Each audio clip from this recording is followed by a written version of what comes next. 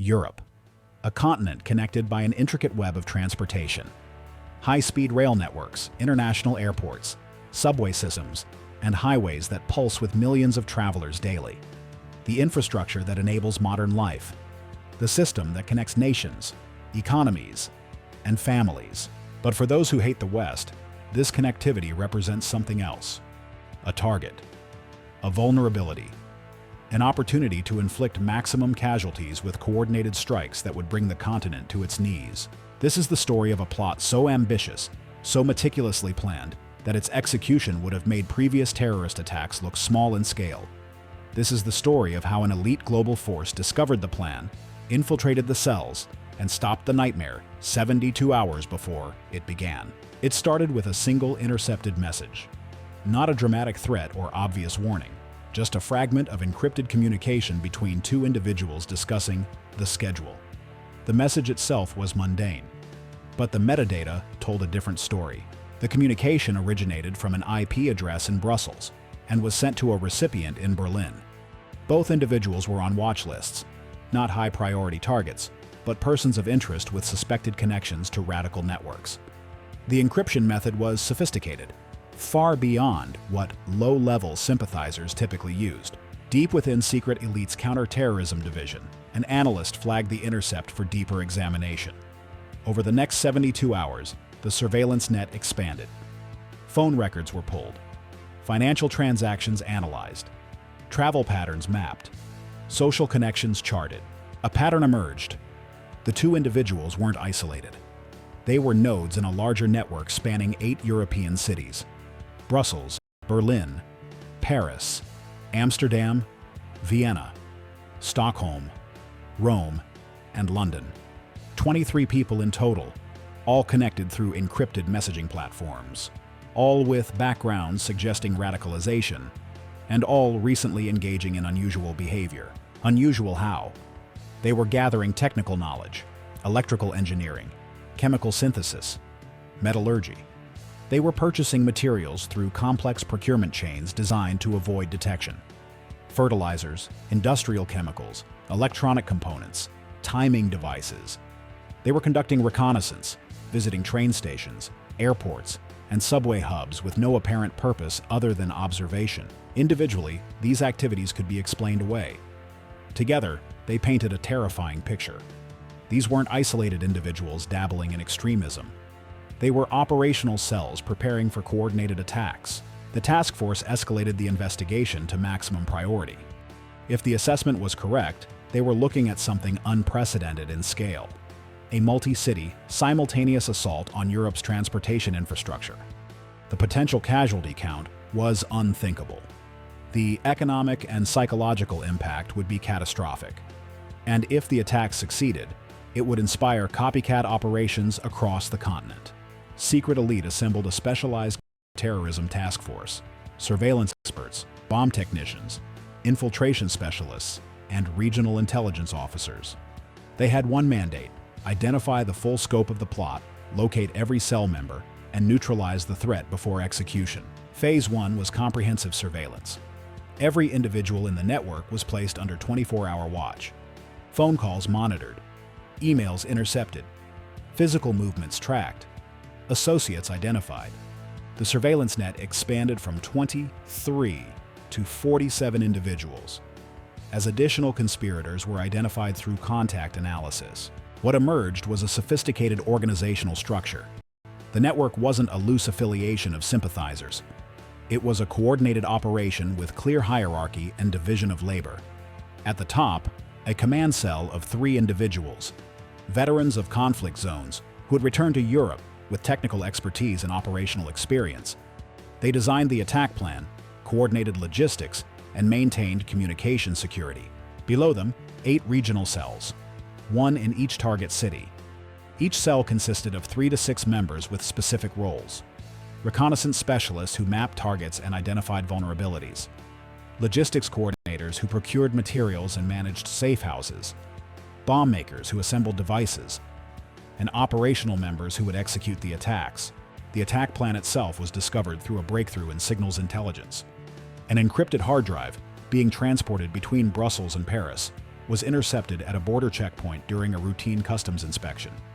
The encryption was military grade, but Secret Elite's technical division broke it within 36 hours. What they found was a complete operational blueprint, target locations, attack timelines, device specifications, casualty projections, contingency protocols. The level of planning was extraordinary.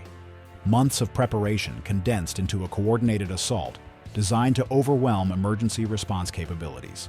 The primary targets were high-traffic transportation hubs during peak hours, Brussels Central Station during morning rush, estimated casualties, 800, Berlin Hauptbahnhof during afternoon commute, estimated casualties, 1,200, Paris, Gare du Nord, during evening departure window, estimated casualties, 900, Amsterdam Central during midday tourist surge, estimated casualties, 700. But the plan didn't stop there.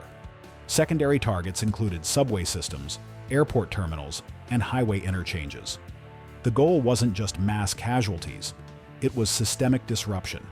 Simultaneous attacks across 8 cities would paralyze emergency response, overwhelm hospitals, and trigger continent-wide panic. The timeline was equally chilling. Execution was scheduled for 72 hours from the intercept date.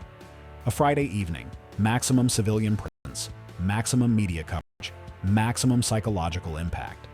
The attacks would be synchronized to the minute, ensuring no early warning could prevent subsequent strikes. The task force faced an impossible decision. They could alert national authorities and trigger mass arrests immediately, but that risked missing cell members who would go to ground. They could increase security at target locations, but that would alert the network that they'd been compromised. Or they could wait, gather more intelligence, and risk the attacks proceeding if anything went wrong. Secret Elite chose a third option: complete infiltration followed by simultaneous neutralization. They would embed operatives into the cells, identify every member, locate every device, and dismantle the entire network in a single coordinated operation, timed for hours before the scheduled attacks. The infiltration phase was the most dangerous. Undercover operatives, posing as radicalized sympathizers, made contact with cell members through online extremist forums. Building trust took weeks they didn't have, but accelerated techniques, backed by sophisticated digital legends and encrypted communications that appeared to originate from known radical networks, compressed the timeline. Within 48 hours, operatives had gained access to 3 cells. They attended meetings, participated in planning sessions, and gained trust by demonstrating technical knowledge and ideological commitment. The intelligence they gathered was invaluable. Safe house locations, device assembly schedules, final target confirmations, and most critically, the identity of the command cell leadership. But the clock was ticking. 60 hours until execution. The devices were being assembled. Final reconnaissance was being conducted. Operational members were receiving last instructions. Any delay would mean the attacks proceeded. Secret Elite finalized the operational plan. Simultaneous raids across 8 cities, timed for 36 hours before the scheduled attacks. Early enough to prevent execution, but late enough to ensure all cell members were identifiable and devices were localized. The operation required unprecedented coordination. Over 400 elite operators from counterterrorism units across 12 nations. Legal authorities were secured through emergency protocols. Intelligence was shared in real time across jurisdictions. And most critically, absolute operational security was maintained. No leaks, no warnings, no chance for the network to scatter. 0 hour was set for 0400, the hour when most people sleep deepest and resistance is minimal. The night of the operation, Europe was silent. Citizens slept unaware that beneath the surface, a battle was being waged for their lives. In Brussels, the command cell operated from an apartment in a quiet residential neighborhood. They believed their security was impenetrable. Encrypted communications, counter-surveillance protocols, and layers of operational security designed to prevent detection. When the breach team arrived, they encountered reinforced doors and sophisticated alarm systems. None of it mattered. The door came down in seconds. Inside, 3 individuals, surrounded by laptops, encrypted phones, and detailed operational maps, were detained without a shot fired. Simultaneously, raids erupted across the continent. In Berlin, a safe house in an industrial district was breached. The cell was in final assembly phase. 3 improvised explosive devices surrounded by ball bearings, nails, and metal fragments designed to maximize casualties. The bomb technician was mid-assembly when the task force entered. The devices were secured, rendered safe, and documented for forensic analysis. In Paris, a 2-story residence served as both safe house and bomb workshop. When the raid commenced, one cell member attempted to trigger a partially assembled device. He was neutralized before he could complete the action. The explosion that would have killed hundreds was prevented by seconds. In Amsterdam, the cell had stored their devices in a storage facility near the central station, positioned for easy transport to the target location. The facility was raided, 4 devices were secured, and 5 cell members who arrived for pickup were arrested on site. In Vienna, Stockholm, Rome, and London, similar operations unfolded with precise choreography. Doors breached, suspects detained, devices secured, evidence collected. Each raid was executed flawlessly, each cell neutralized before they could react. But the operation wasn't limited to primary cells. Intelligence gathered from the raids identified a support network. Individuals who provided funding, procured materials, offered safe houses, and facilitated communications. Within hours of the primary raids, a second wave of operations targeted these enablers. 43 additional arrests across 6 countries dismantled the infrastructure that sustained the plot. By dawn, the network was destroyed. 47 individuals detained, including the 3-member command cell, all 8 regional cell leaders, and every operational member identified in the planning documents. 22 explosive devices secured, ranging from crude pipe bombs to sophisticated devices with remote detonation capabilities. The combined explosive yield was estimated at over 200 kilograms of active material, enough to cause catastrophic casualties across multiple locations. But the physical evidence told only part of the story.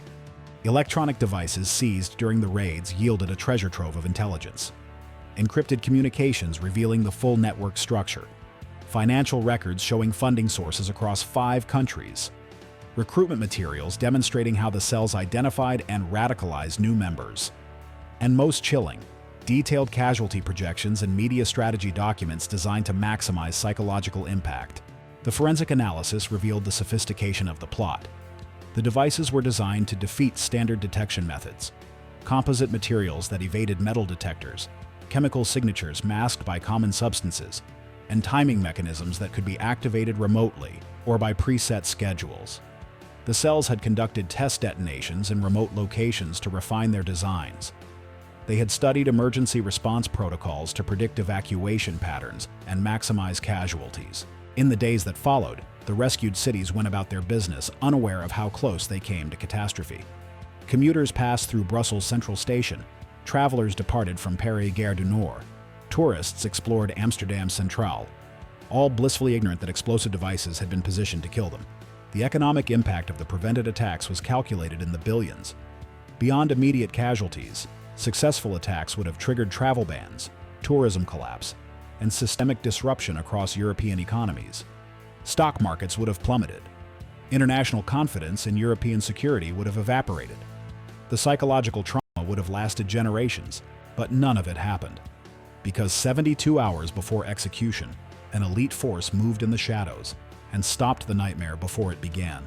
The prosecution phase was comprehensive. The detained cell members faced charges of terrorism, conspiracy to commit mass murder, illegal weapons possession, and membership in terrorist organizations. Evidence was overwhelming. Devices, materials, communications, and in several cases recorded confessions. Convictions were swift. Sentences measured in life terms. The funding networks were dismantled with equal precision. Bank accounts frozen. Cryptocurrency wallets seized. Shell companies dissolved. The financial pipeline that enabled the plot was cut off completely, preventing future operations. But the public knew only fragments. Governments released statements about a successful counterterrorism operation. Media reported arrests but omitted the full scope of the plot. Security was quietly increased at transportation hubs, but no explanation was given.